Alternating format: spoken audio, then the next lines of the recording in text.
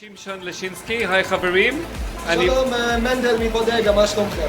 אנחנו כאן בבודגה, מסעדה מדהימה, תחרות לקרייב, עושים צ'יזברגר מדהים, עושים צ'יפס מיוחד, מלא חיים כאן. אני שילמתי 50 שקל חנייה כדי להיות פה. זה לא נורמלי. ההמבורגר זה אותו מחיר כמו החנייה. אז ורק רציתי לשאול, תגיד לנו למה אתם עושים מוצר טוב, איך זה קורה? מה יוצר את המוצר? כן.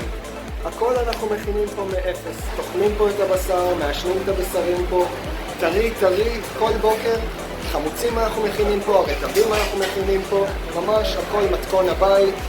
וחשוב לנו שכל ביס אותו חוויה. אוקיי. תודה רבה, מאוד נהניתי. רק עוד שאלה, אתם משפחה אחת? זה הכל משפחה, פה זה אחותי, רבקה פה, זה יעקב, אח שלי, בערב פייבל עובד פה ממש. Okay, we're here in Tel Aviv. Hello.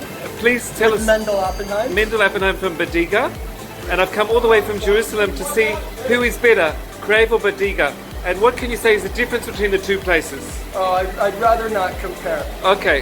Okay. I'd rather not be the guy who, like, the word of I'm better, he's better. Like, I'd Okay, rather not you're be all on good. that side. You're all good. Like, I'd rather be the customers talk about it. Okay. I'm not here to let people Okay. down or let people up or down. Okay. But you know what I mean? Yeah, I understand. So I'll start it off. Basically, I came here to compare, and I've got to say it was absolutely amazing. Absolutely amazing. Thank you. I had the cheeseburger, fantastic. I had the fries, fantastic. I had the small serving of bacon as well, great. And what's the secret of success? It's all fresh meat? The secret of success is hard work. Hard work, Okay. fresh, everything is in-house.